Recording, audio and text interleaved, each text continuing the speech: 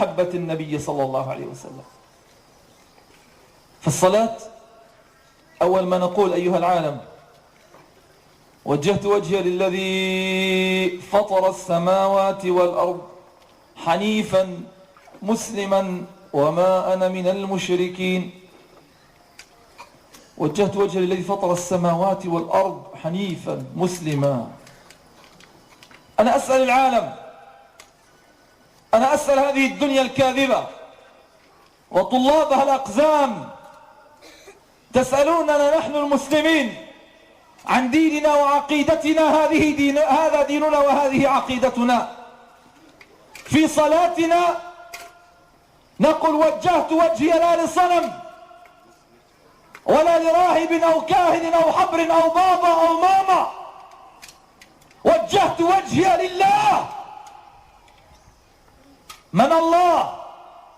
الله الذي اتخذ ولدا، الله الذي ذهب يبحث عن آدم في الجنة لما أن عصى آدم ربه. من الله؟ وجهت وجهي للذي فطر السماوات والأرض. هل في ذلك لبس؟ هل في ذلك شك؟ هل يمكن لأحد بعد ذلك أن يتشكك في جلاء عقيدتنا، في صفاء عبادتنا؟ نحن لا نقول في صلاتنا وجهت وجهي لرب محمد، لا نقول وجهت وجهي لرب عيسى، حتى لا يترك الإسلام في قلوبكم شك أنه دين الله الذي ارتضاه. نقول وجهت وجهي للذي فطر السماوات والأرض.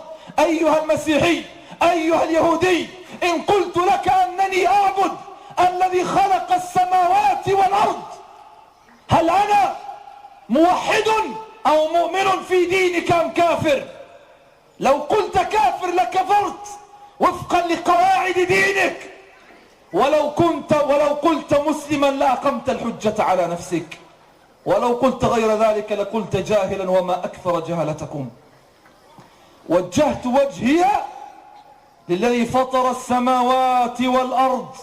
نحن نعبد أيها العالم ربا واحدا متفردا بالجلال والكمال والجمال وتصريف الأحوال على التفصيل والإجمال. إننا نعبد ربا لا يعزب عنه مثقال ذرة في الأرض ولا في السماء، يصعد إليه عمل الليل قبل النهار وعمل النهار قبل الليل، لا تدركه الأبصار وهو يدرك الأبصار، ليس كمثله شيء وهو السميع البصير، الأول بالابتداء والآخر بالانتهاء، يرى مد البعوض جناحها في حلكة الليل البهيم الأليل، ويرى نياط عروقها في نحرها، والمخ في تلك العظام النحل، له في كل شيء آية تدل على أنه واحد، له في كل شيء آية تدل على أنه واحد.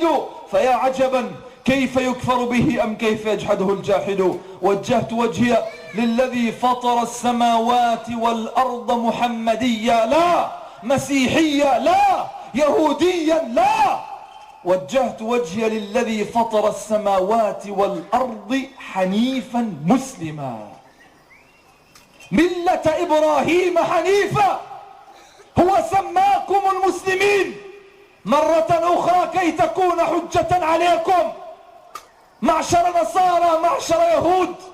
في الصلاة لا نقول ملة محمد، وإن من شرفي وشرفنا أن نكون على ملة محمد ودين محمد، وأن نكون أتباعا لمحمد. ووالله نقسم لو كان محمد بيننا حيا لاتخذنا من قدميه مرقا ما أن نتبرك فيه بإذن الله. هو سيد أسيادكم وإمام أئمتكم وأمير أنبيائنا وأنبيائكم وقائد رسلنا ورسلكم، هو سيد ولد آدم ولا فخر. يخرج على الصحابة بعضهم يقول إبراهيم خليل الله، موسى كليم الله، عيسى روح الله. قال ألا إن إبراهيم خليل الله ولا أقول غير ذلك، وإن موسى كليم الله ولا أقول غير ذلك، وإن عيسى روح الله ولا أقول غير ذلك، ألا وأنا حبيب الله ولا فخر. وأنا حامل لواء الحمد يوم القيامة ولا فخر، وأنا أول من تنشق عنه الأرض يوم القيامة ولا فخر، وأنا سيد ولد آدم ولا فخر، وأنا أول من تفتح له أبواب الجنة يوم القيامة ولا فخر. بأبي أنت وأمي يا رسول الله، حنيفا مسلما. ماذا تقولون؟ نحن نقول لله نناجي الذي نعبده بأنك أنت يا من نعبدك أنت الذي خلقت السماوات والأرض، فأجيبون من ذا الذي خلق السماوات والأرض؟ هل هو رامبو؟ هل هو البابا؟ من ذا الذي خلق السماوات والأرض؟ حنفاء مسلمين على ملة إبراهيم. هل تكفرون بملة إبراهيم؟ كلكم متفقون على صفاء عقيدة إبراهيم، ولذلك كلكم ناقشتم في إبراهيم. قل يا أهل الكتاب لم تحاجون في إبراهيم وما أنزلت التوراة والإنجيل إلا من بعده أفلا تعقلون؟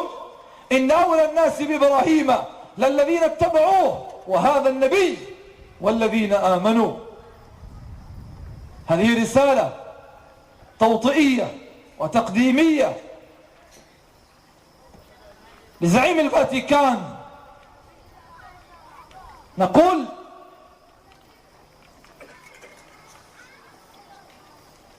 إنك لم تتعلم بعد الحنكة السياسية. رأيت الناس قد خاضوا في دم المسلمين وأعراض المسلمين وعقيدة المسلمين، فأردت أن تمتطي صهوة الجواد وتمشي مع هذه الريح، لعلك تعيد أيام أوربان الثاني أو بطرس الناسك أو الحروب الصليبية. سمعت أبرهة الآخر في الطرف الآخر من الأرض يقول بإعلان حرب صليبية، فأردت أن تظهر وتعلي مجد الكنيسة من جديد. أبشركم ما كنت وكمسلمين ما كنا نتكلم بهذا الكلام أدبا، لكن وقد بس وصلت بهم السفاحة والخسة والدناءة ما وصلت. فأنا أقول لكم يوميا تباع أكثر من كنيسة في بريطانيا، ويوميا تتبدل كنيسة صليبية إلى مسجد موحد يكبر فيه الله فيقال الله أكبر 5 مرات. الله أكبر ولله الحمد. الله أكبر ولله الحمد. الله أكبر ولله الحمد. الله أكبر ولله الحمد. الله أكبر ولله الحمد. كنيستك قد ولى زبائنها.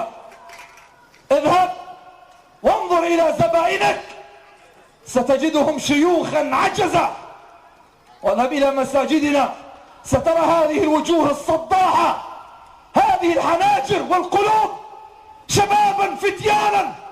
نقسم باسم رب محمد،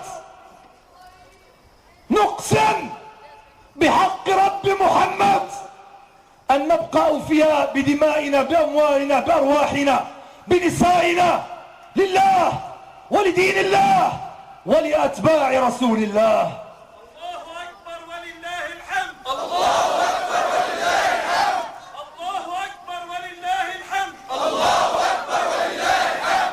الله أكبر ولله الحمد. الله أكبر ولله الحمد. إن كنت قد أعددت شيوخا عجزة فإننا أعددنا لك قلوبا مؤمنة موحدة استقت من المعتصم عزة يوم أن نادت امرأة في عمورية الرومية ومعتصماه فأقسم بالله لا يطأن أرض عمورية قبل نضوج التين والعنب، ثم وصل عمورية فأحال ليلها نهارا 70,000 كآساد الشرى نضجت جلودهم قبل نضوج التين والعنب.